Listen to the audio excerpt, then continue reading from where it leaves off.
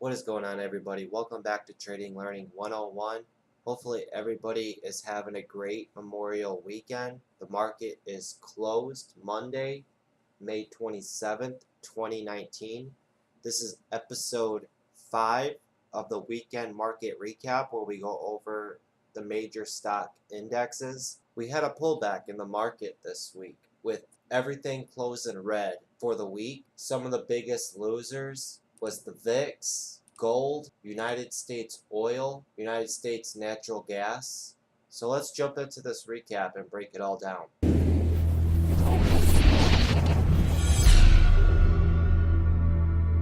So starting off with the VIX here on the intraday, we started Monday gapping up over 17, and then it gave it all back, and then at the end of the day, it got a nice ramp up. But then Tuesday and Wednesday, it stayed below 16 and just consolidated in this range. Thursday, gaps up again, over 16, up to a high of 18. Very, very choppy though on Thursday. Just up and down action. And then Friday got a gap down to close the week out. I knew Friday was going to be slow as we were heading into a long weekend and the market being closed on Monday. So the VIX opened up Friday right at 16, got above it for a quick second to 1650, and then came right back down to 16. Still look for the VIX to hang around in the 16 area going into next week. And here's the daily on the VIX here. It's just in a congestion area here with all of its moving averages. As you can see right here, it's right in between its 100-day moving average and its 300-day moving average. Every time it seems to get above 16, it quickly comes right back below 16. But I feel we are setting up something for a huge move up and coming in the near future to the upside or to the downside. And you'll start to see that, what I'm saying, as I break down these indexes. Next up, we got the SPY. I said going into last week, expect for the market to have a pullback last week, and that's pretty much what we got. It was pretty much through the whole week. For me, it was very, very slow in the market. You could see here, Monday, we just opened up, and it was almost like the market just went sideways right at the top here. And then it got a gap down, and this is that pullback I was talking about. Thursday trended down, and then Friday just pretty much just went sideways on Friday.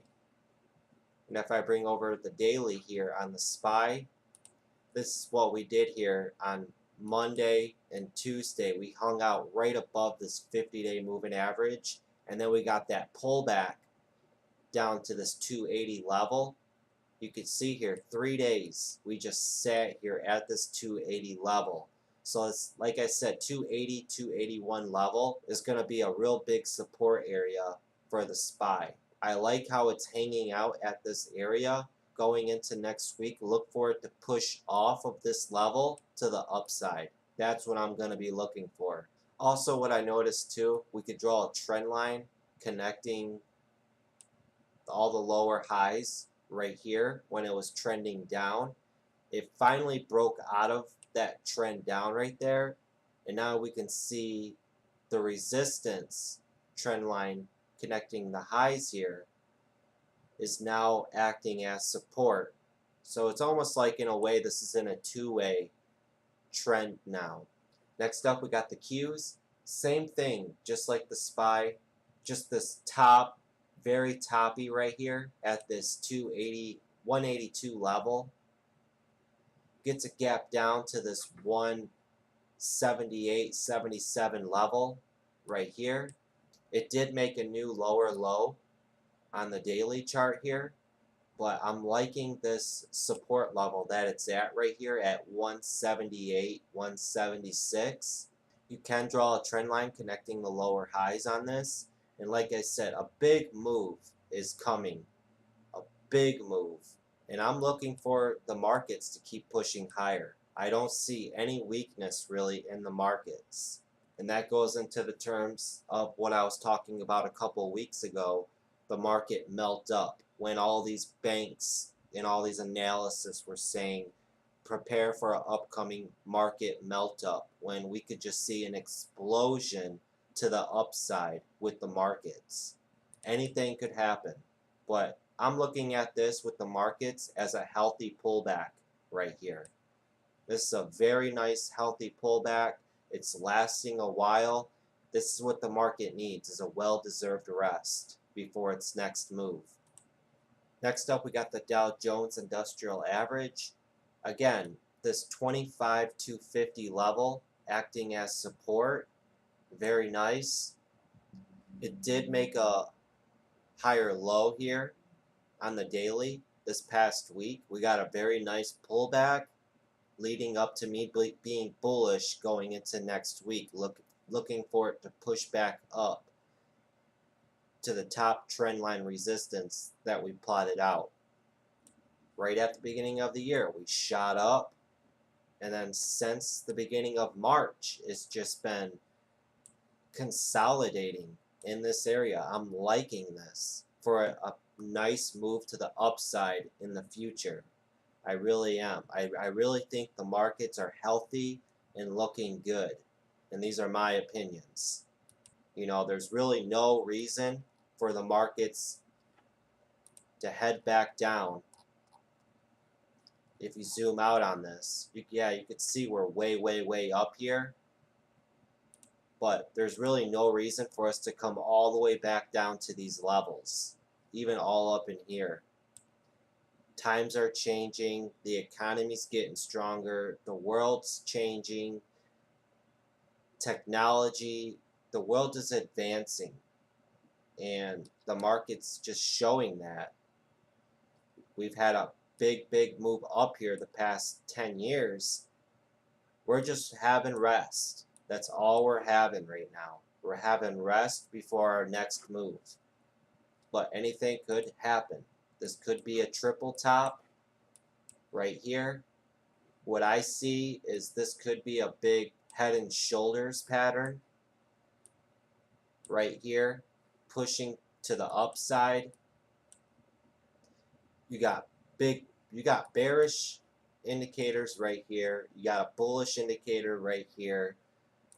Really, anything's possible. I mean, even this could be a shoulder, that could be a head, and then coming up right here, we could have another shoulder. But that's why you just take it day by day, week by week. Anything could happen. I don't think we'll see a crash or anything like that for a long time.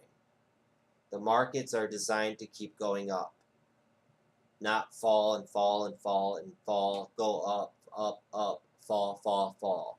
And I hear people say, whatever goes up must come down. That's not the case in the stock market. The stock market doesn't have to do anything. The market can do whatever it wants, and the market is always right. And that's why I say it's an art form. Technical analysis is an art form. You draw your lines like everybody else, and the stock most of the time conforms to those lines because it's doing what people see. Next up, we got the Russell 2000 here on the daily. We are looking a little weak on the Russell 2000 as it broke away from this level right here. It broke down below its 100-day moving average. So it's below all of its moving averages. So the Russell 2000 is in bearish territory. This upcoming week, look for a rebound back to the upside to retest this 100-day moving average, this green line right here. This was for a hot second playing around. You got the 50 and the 200-day moving average right here, the 100-day moving average. It was hanging around in this level, and then it recently fell out of that level. It's made its low here at 1500. Look for this to be a major support level for the Russell 2000. Look for it to come up. Like I said, I'm bullish on the Russell 2000 for next week. Next, we got gold. Gold is still just getting beaten down and down and down and down and down as it's just making lower highs and lower lows every single day. So let gold continue doing what it's got to do. It's trending down currently. And if you zoom out on gold, you can see it's at a support area here at 1150. So see how 1150 acts. Maybe it'll get a bounce off this 1150 and start making its way back on up. But overall, I still think gold has a little bit more of selling off to do. Next, we got United States oil. You can see we started the week here right at resistance. And then as we went on through the week, Wednesday here, it had a sell down to the 200-day moving average. And then Thursday, it gaps down and sells down to the 100-day moving average. And it's looking like it's trying to get a bounce here at the 100-day moving average. So I'm bullish on United States oil going into next week. Possibly it'll get a bounce off this $12 level and the 100-day moving average and start moving its way back on up to this 200-day moving average here. Next, we got United States natural gas. We had a pretty sick sell-off here from 23. You could see right there, Monday, it opens right at the 50-day moving average. Touched it, and then it sold down from above 23 all the way down to 22. What I like about this, even though it did sell down, it's making a higher low. So from this level right here, it's making a higher low. That's pretty bullish in my opinion. In 3 days, right at this 22 level, it's put its support in. Look for natural gas to push a little bit higher this week off this 22 level. I'm bullish on natural gas. We could pull back again and retest this 22 level. But even if it breaks 22, it's going to get support here at 21.50 and maybe 21. But the low back here in December was $20.40. So it's nearing its lows for the year. Going back and looking how this did last summer, this was very toppy at 24.50. So look for this to be in a range for the upcoming summer of $20 to $24. Next up here, we got the semiconductors. The semiconductors, ever since it touched this 120 level, it's just been in a free fall all the way down to 100, 99, 100. It is looking like it's trying to get a bounce here at this 100 level. I don't know though. It could still keep falling. See how this came down to the 100-day and pierced it a little bit and then came right back to it. And then it was just hanging around this 200-day. It broke through the 200-day, and now that 200-day is acting as resistance. It's going to be interesting to see if it can reclaim this 200-day moving average. And then you got the 300-day moving average really close right there. So the semiconductors is going to be running into a lot of resistance if it tries to move on up. I'm going to say the semiconductors is still probably going to keep falling. So I'm bearish on the semiconductors. After going over all of these indexes and seeing them all, the Russell 2000, the SPY, the NASDAQ, I'm bullish going into next week, but look for it to be very choppy next week, I'm going to say. I'm going to go into next week pretty cautious. We're at the last week of the month. We're ending the month of May. Every time Trump tweets, the market goes wild. It's going to be interesting to see what happens next week. Like I said, I'm going to be entering the markets next week with caution. I like how we had a pullback with the SPY down to this 280s level. I'm looking for it to bounce off this level, but I feel there's a bit of resistance ahead, and I feel it's just going to be back and forth next week, just choppiness but bullish. So I'm most likely probably going to be looking for range bound plays next week. It's going to be interesting to see what happens with the futures and what the futures open up at. Are they going to gap up? Are they going to gap down? But for the most part, next week, I'm going bullish. Bullish with caution. But with all that being said, I hope you all have a great weekend, or had a great weekend, and prepared for the upcoming week.